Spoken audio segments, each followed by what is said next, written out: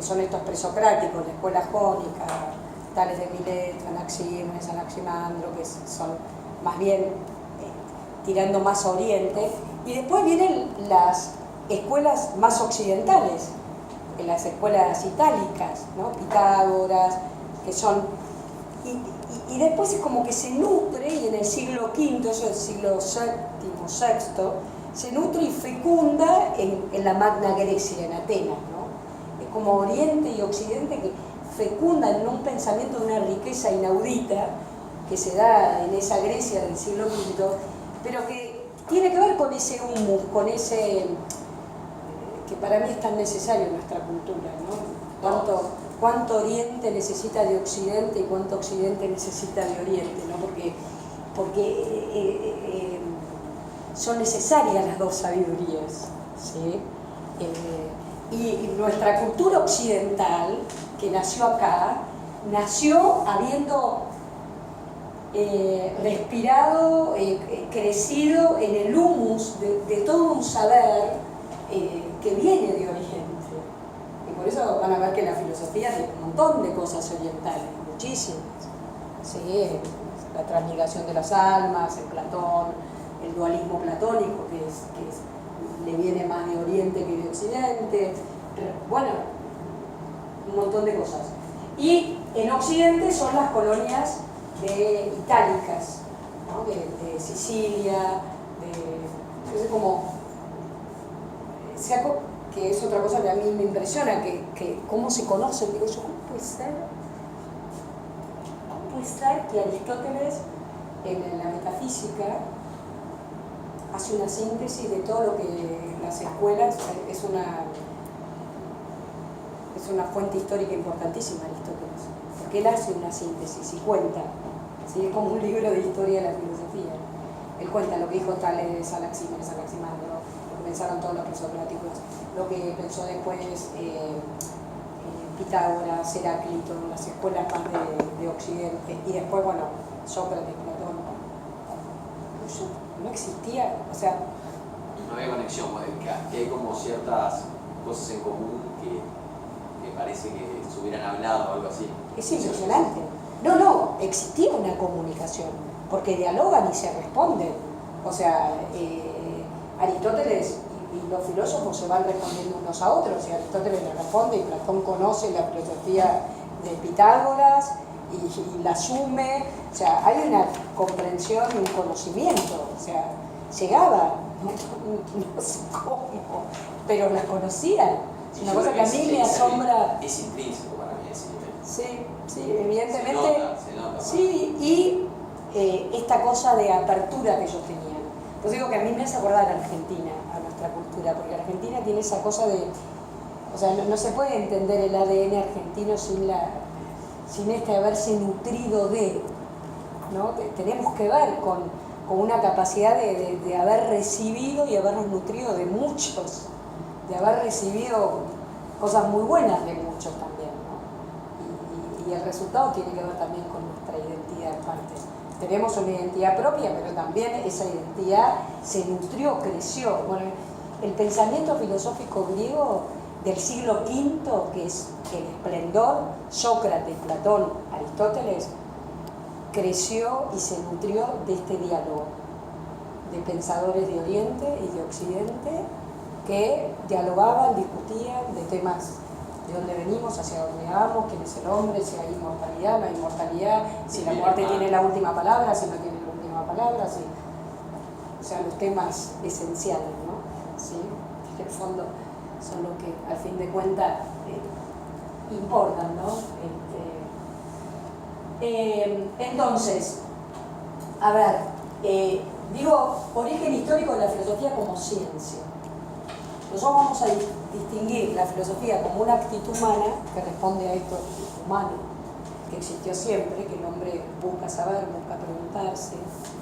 Esa búsqueda de saber se conocía y se transmitía. O sea, primero desde el arte, la antropología, la mitología, y después también en lo que se llama el acervo sapiencial, la tradición sapiencial, que eran los proverbios, por ejemplo los proverbios orientales, hindúes, chinos, todo el acervo, bueno, la cultura judía es muy importante, toda la tradición sapiencial, ¿no? Pero los griegos también tenían su acervo, su contenido, ¿no? Es como padres a hijos, cultura a cultura. Mira, en la vida lo importante es esto. Te paso el tip, digamos, el know-how. Mira, ¿sabés qué? A la larga, lo que importa, no te olvides, no tanto más. ¿Sí? No son necesarias tantas cosas. O sea, ese conocimiento profundo de lo humano, de la experiencia de la vida humana, se la iban transmitiendo de generación en generación. ¿Cómo? A través de proverbios, adverbios, ¿cómo se llama? Aforismos, cosas fáciles de recordar que nosotros... Son todas historias. Sí. Bueno, en nuestro lenguaje, en el español, es el refranero, ¿sí? O sea, pero es muy antiguo. O sea, los griegos tenían, por ejemplo, su propio acervo de conocimientos que se llamaban nomai, que eran conocimientos que se iban transmitiendo, fáciles de recordar. Bueno, en la cultura hindú, los proverbios hindúes, los proverbios chinos, y la cultura judía, que tiene toda la tradición de los libros sapienciales, que son muy ricos, bueno, está lleno, y son antiquísimos, y se pasaban oralmente, por eso también que sea fácil de recordar, ¿sí? Los griegos tenían algunos que se hicieron famosos, que después los filósofos los hicieron famosos. Uno importantísimo, que es el que queda escrito en el oráculo de Delfos, en el dintel del oráculo de Delfos. El oráculo de Delfos es un lugar religioso donde ellos iban, donde estaban las pitonisas, que eran como intermediarias, donde iban a saber si los dioses tenían algo para revelarles sobre su destino, sobre su vida, ¿no? Gente que va ahora divina, ¿no? Se van a ver, los dioses tienen algo que revelarme a mí, que yo tenga que saber para saber por dónde tengo que ir, ¿no? Bueno, el oráculo de Delfos, que era un lugar religioso importante, quedó escrito en el dintel de la puerta una de estas frases, que era nócete autón, conócete a ti mismo. El hombre tiene que conocer quién es, tiene que saber su identidad, su ADN, de dónde viene, cuáles son sus raíces, cómo es él, ¿no? Tener idea de quién es, cómo es. Es fundamental en la vida conocerse, ¿sí? El conócete a ti mismo era del acervo sapiencial que ellos iban transmitiendo. Y el otro, que es fundamental, que también estaba en el oráculo de Delfos, es nada en exceso.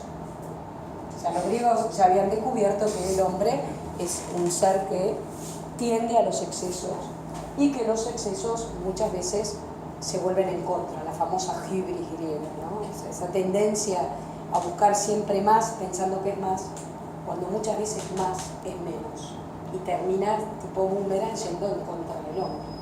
Eso los griegos lo tuvieron clarísimo. Es el concepto de hybris en la tragedia griega, ¿no? Y los filósofos, Aristóteles, pues lo vamos a ver también. Y por eso los clásicos, después los romanos, hablaban de aurea mediocritas, el dorado equilibrio. Qué importante que es para el hombre encontrar el equilibrio. Qué difícil que es el equilibrio, ¿no? Como decimos nosotros en castellano, ni muy, ni tan tanto, ni tampoco, ¿no? Aurea mediocritas, dorado equilibrio, ¿no? O sea, encontrar el equilibrio.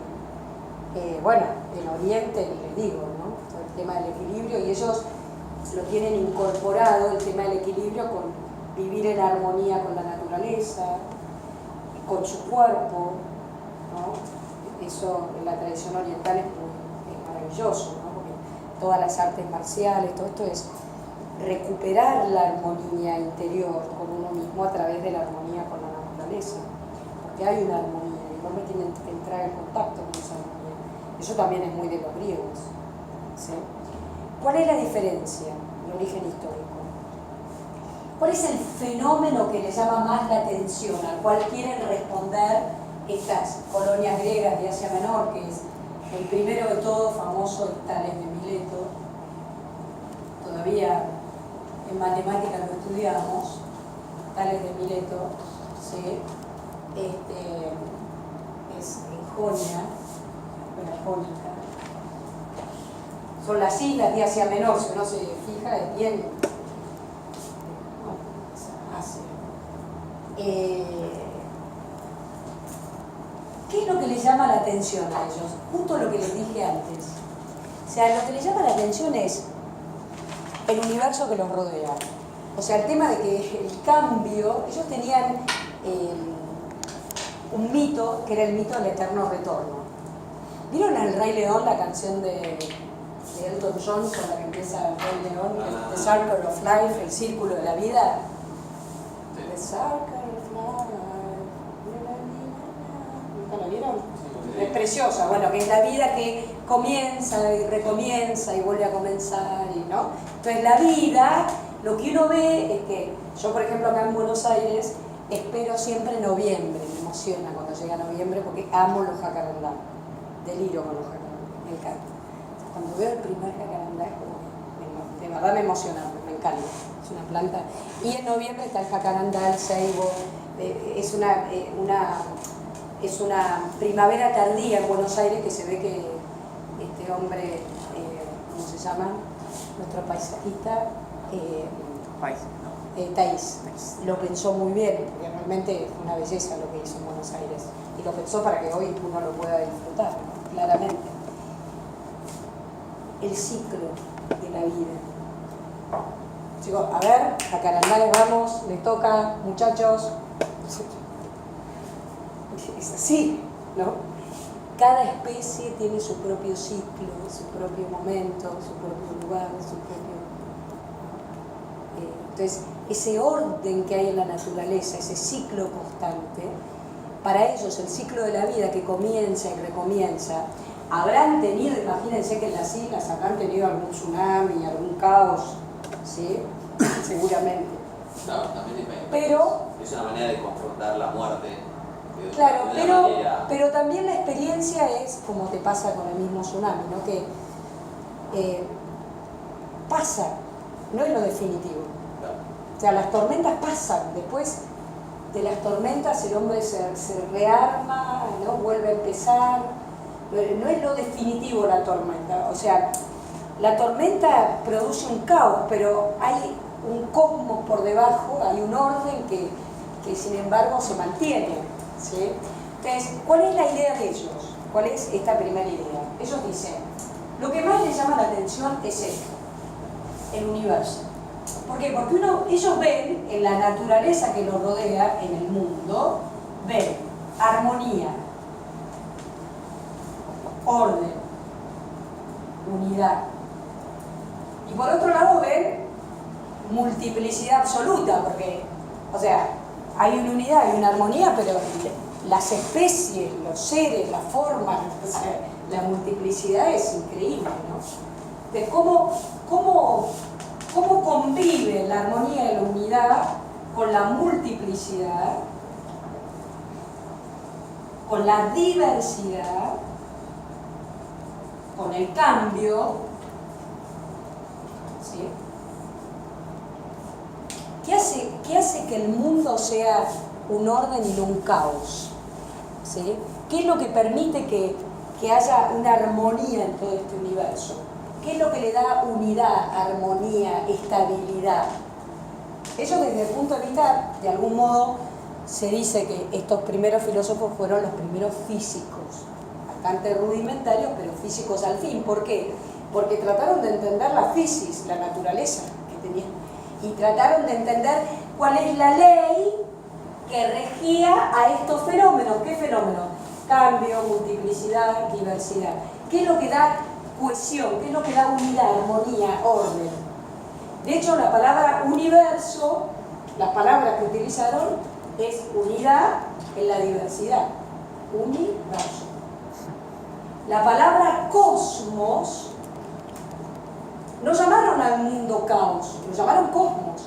Y cosmos, la palabra cosmos, de ahí viene cosméticos, significa belleza. Viene de esto, de armonía. Lo que tiene orden resplandece, tiene armonía, es bello. ¿Sí? Lo contrario al cosmos es el caos. ¿Entienden? O sea, cosmos es lo contrario al caos. Entonces, ¿cómo el mundo es un cosmos belleza, orden, es el resplandor del orden, es la belleza del cosmos, la armonía, y no un caos. ¿Qué es lo que hace que esto tenga cohesión, unidad? ¿Sí? Es lo que lo mantiene, eso. Claro. ¿Sí? Que lo sostiene. Esa es la pregunta de ellos. De hecho, la pregunta es, por eso es el paso del mito al logos. La pregunta es racional, o sea, con la razón, con la inteligencia, tratar de encontrar, es la búsqueda de lo que ellos llaman el arjé, el principio explicativo, un principio, una causa explicativa. La pregunta del logos Sería como una ley, ¿no? El logos también no era lo que está envuelto en la creación, también puede ser. Sí, lo que pasa que, a ver, hay palabras que son fundamentales. La palabra logos para los griegos es como la palabra res latina, que la res es cosa, hecho, ¿sí? Logos significa la capacidad que tiene el hombre, significa inteligencia, razón, logos. Por eso nosotros decimos psicología, sociología, antropología o lógica. Pero en la ciencia, por ejemplo, cuando uno dice psicología, ¿qué significa logía? ¿Qué significa etimológicamente logía? ¿Qué significa? Inteligencia. Ciencia, conocimiento significa el fruto de esta inteligencia que tuvo en contacto con esta realidad que trató de entender. Psicología, el conocimiento, la ciencia que estudió, que conoce, que intenta comprender la psiquis humana. Sociología es el fruto de la inteligencia que está en contacto, porque por eso para los griegos también logos es no solamente la capacidad, la inteligencia, razón, inteligencia, sino también es logos el sentido. También es logos el sentido que conozco. El hombre es capaz de logos, es capaz de entender lo que las cosas son, el sentido de las cosas. Eso también es lógico. Esto tiene lógica, tiene sentido. Esto no tiene lógica, es un disparate. Sí, o sea, no lo puedo entender, racionalmente no es lógico. ¿Qué significa que no es lógico? Que mi razón no le entiende el sentido. Entonces, justamente en la palabra ciencia, cuando ponemos en las etimologías, epistemología, no todo, ¿no? Es el resultado de esa inteligencia humana, de siglos y de, ¿no? En contacto con esa realidad, con ese sentido, con esa realidad que trató de comprender. El hombre es este ser capaz de sentido, capaz de logos. Y más todavía, ese sentido lo puede expresar. Y logos también es palabra. Logos también para los griegos es palabra. Entonces yo digo marcador, eureka, ¿no? Cuando uno dice esto era. Pues yo expreso el sentido, entiendo el sentido. ¿Sí? Lo puedo, bueno, eso se hizo existencialmente en psicología, está toda esta escuela de la logoterapia, ¿no? Que es el reconocimiento de que el hombre es un ser que busca un sentido último, entonces es la búsqueda del sentido. Claro, de Víctor Frankl. Sí. Entonces, ahora, ¿qué buscan estos filósofos, primeros filósofos que se llaman presocráticos? Todos estos filósofos que van del siglo VII al siglo V, son 2 siglos de un montón de filósofos que los reunimos bajo este nombre, presocráticos, que fueron antes de Sócrates, presocráticos. ¿Qué tuvieron en común todos? Que lo que les interesaba era entender el cosmos, el mundo. Y todos trataron de entender el arjé. Por eso lo que trataban de entender, por eso también se los llamó físicos. ¿Sí? También se los llamó físicos a estos primeros filósofos. Se los llamó físicos. ¿Por qué?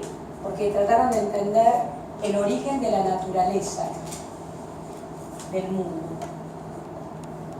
¿Saben la palabra mundo? La palabra mundo mundo es latina, ¿no es cierto? Es latín, mundo. ¿Sí? En el latín, cuando queremos usar una antítesis, muchas veces se usa el in. Finito, infinito. ¿Sí? Visible, invisible. Numerable, innumerable, etc. ¿Cuál es lo contrario a mundo? Inmundo. Muy bien. Toma mate. Inmundo. Esto es cosmos, caos. Así es. El hombre llamó a la naturaleza que lo rodeaba, naturalmente lo llamó mundo, no lo llamó. Nunca le pareció un caos. Nosotros tenemos experiencia de caos en la ciudad. Igual, pero lo loco es que, como decís vos, si bien llaman al mundo, como que les parece raro que eso fuera así por defecto. O sea, que les parece loco que ese equilibrio sea por defecto y que no sea caos el defecto. ¿Sí? Eso es lo que Y esa es la pregunta. Claro, ¿de dónde viene? Sí. ¿Qué es lo que sostiene? ¿Qué es lo que hace que este mundo no sea un caos? Que esta realidad no sea inmunda. ¿Qué es lo que da el orden? Entonces, ellos tenían desde el punto de vista de la mitología el mito del eterno retorno. Todo nace, crece, muere, vuelve a nacer, ellos tenían un tiempo circular. La idea del tiempo para los griegos era circular, no lineal. ¿Sí? Que era un poco una explicación de esto. Pero estos tipos decían, no, a mí no me alcanza esto. Yo quiero saber el arjé, la causa, el principio. ¿Qué es lo que da cohesión, coherencia, unidad? Tal les dice el agua. El agua es principio de vida, es principio de muerte. El agua cambia, ¿sí? Pasa por los distintos estados. Entonces lo que en realidad da vida, unidad, armonía, no sé qué, etcétera, etcétera. Miren, yo hace poco escuché un documental de la National Geographic sobre el origen de la vida y me parecía estar escuchando a los presocráticos. ¿Sí? Porque ¿cuándo empieza a haber vida? No hay agua. ¿Sí? Ahí empieza a haber vida. Antes no. El agua es el origen de la vida. Esa la pegaron bastante bien. ¿Eh? Esa la pegaron. No, digo, a ver, después vamos a ver qué dicen otros filósofos, pero digo, a ver, evidentemente que no tienen la experiencia nuestra, que yo hoy estaba muerta de sed y paso un kiosco y me das una botella de agua. La experiencia que ellos tienen del agua es totalmente distinta, pero ustedes piensen que el interrogante y la idea de la respuesta es valiosa. ¿Sí? No, pero digo, justamente es más potente porque sin tener los conocimientos que tenemos nosotros, sabían ya eso. Sí. Y yo pienso porque tenían una observación profunda de la realidad. Claro, bueno, y sin prejuicios. Se debe cargarlas, si no tomas agua. No hay vida. Claro. Sin agua no hay vida, sí, lo tenían clarísimo. Y también que el agua generaba muerte. Estaban en las islas y habían sentido, o sea, el agua da vida y da muerte también. Entonces este principio y la muerte también era ocasionada por la misma agua. Lo que pasa es que esa agua tenía ciertos elementos medios divinos, o sea, no era una materia media con vida, ¿me entiendes o no? No era un agua pura materia, era un agua que daba vida, o sea, un poquito, ¿sí? O sea, estaban empezando a dejar de lado la cosa mitológica, pero estas materias, o sea, decir el agua de origen, principio, ¿sí? Ahora, yo les digo, cuando uno escucha las explicaciones del origen del universo, de los materialistas, son también ilosoístas, porque la materia tiene vida por sí mismo y en sí misma y desde sí misma, nadie sabe cómo. Es que en algún momento la ciencia no puede estar sin esa parte de la filosofía porque cae. ¿Sí? Pero bueno, es interesante. Tales dice el agua. El que viene atrás dice no, el agua no, el aire. Sentido común. O sea, sin aire no hay vida. También observación de la realidad, ¿no? El alma, el hombre muere, expira con su último aliento. El aire, ¿no? El oxígeno es principio de vida y también de muerte. Después viene otro que dice no, dice Anaxímenes, dice que es el aire.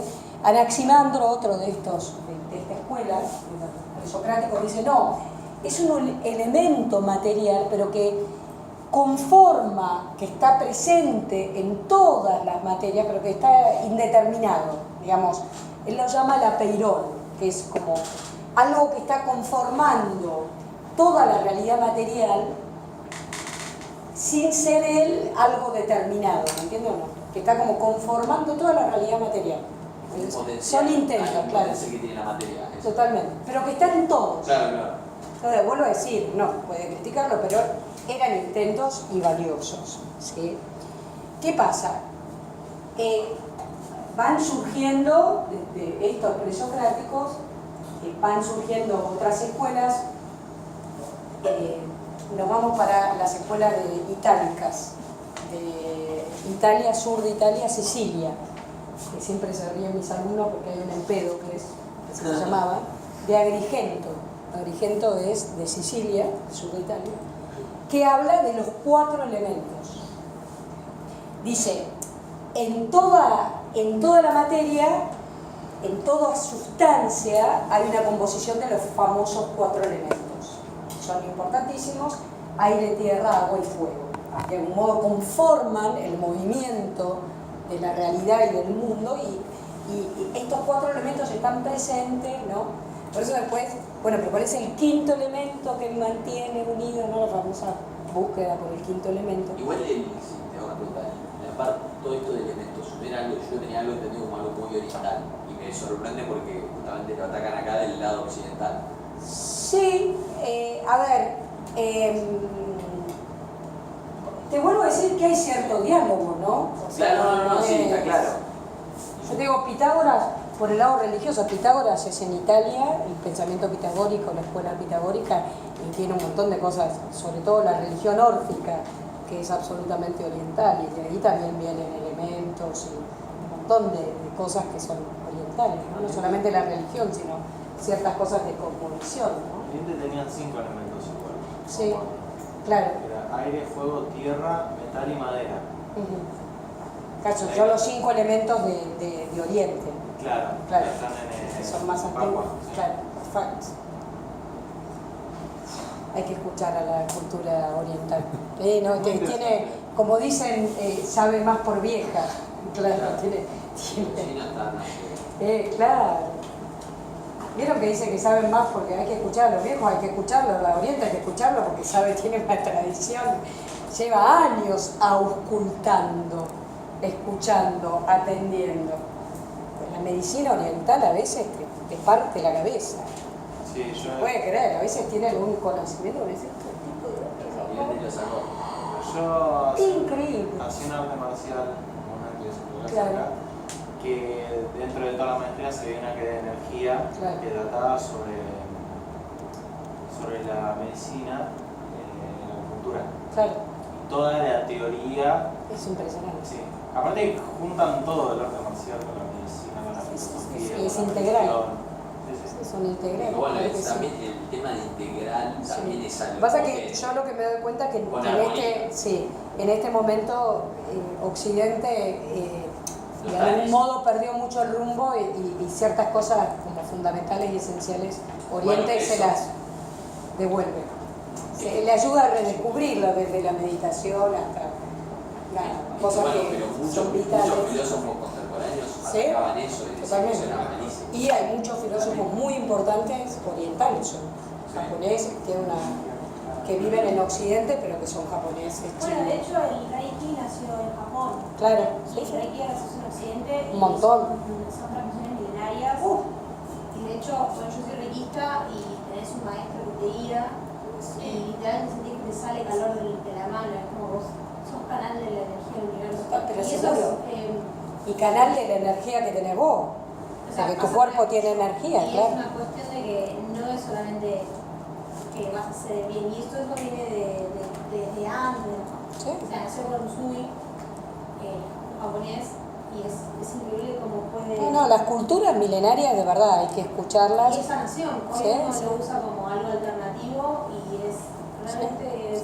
Y también pasa con esto, que te digo, te moriste, tienen estudiado todo el organismo, en qué punta de la oreja O sea, te tocan acá y saben dónde te duele. O sea, no, estos tipos, ¿cómo se no puede ser? Es más, O sea, cosas que te rompen la cabeza. es más, de la mano también pueden... Antes en China los médicos no podían tocar a la mujer, no la podían ni ver. Claro. Entonces encontraron la forma de, tomando el pulso, poder saber qué enfermedad tenían.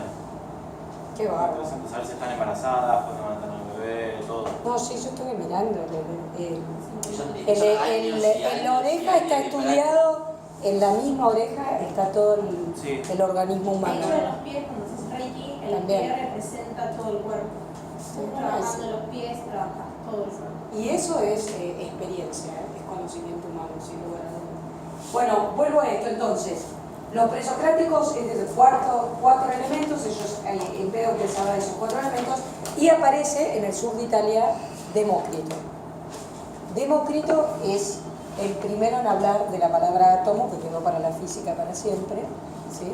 Son los elementaristas, en la escuela de los elementaristas, y él dice que la unidad de la materia está dada por una mínima porción de materia que configura toda la realidad material, y esa mínima porción de materia que está presente, dando unidad, y etcétera, etcétera, es el átomo. Y eso dice Demócrito. ¿Está? Pero ¿existía y define materia o era tipo, decía como parte de No, era tipo- él dice lo que está dando cohesión y unidad es que toda la realidad está conformada por una mínima porción de materia que está en todos lados, y esa mínima porción de materia que está configurada de distintas formas y maneras en cada ser, él la llama a esa porción. Toda la realidad está configurada por átomos, por eso que lo llaman elementaristas a Demócrito, ¿sí? Bueno, muy bien. Hasta ahí los presocráticos, los primeros presocráticos, que son más bien físicos y son hilozoístas. ¿Por qué se los llama hilozoístas? Hile es materia, zoe. Le daban a la materia como cierta fuerza, cierto plus, si quieren, demasiado importante, ¿no? Entonces, acá aparecen dos pensadores un poquito que dan como un paso más muy importante para la filosofía, que son Heráclito y Parménides. Heráclito y Parménides son dos filósofos muy importantes que piensan un poquito más. Primero dice Heráclito, sentido común, dice, si acá hay orden, donde hay orden, detrás hay una inteligencia. Dice, O sea, logos y orden. claro, Los o pone sea, de la mano. claro, Es él logo. dice, si hay orden en el universo, detrás tiene el arjé, esta causa, tiene que ser un ser inteligente. Tiene que ser un logos, tiene que ser una inteligencia, alguien que lo pensó, que lo diseñó, que de algún modo lo vio. ¿Sí? ¿Por qué? Porque, qué sé yo, ustedes dejaron su cuarto inmundo, un caos, y vuelven y está ordenado, no fue ni el viento, ni el perro, ni el gato. Fue alguien inteligente que volvió a poner las cosas en su lugar. Solo, ¿sí? Solo no hay forma, ¿no? ¿Está? En filosofía de la nada viene, ¿no?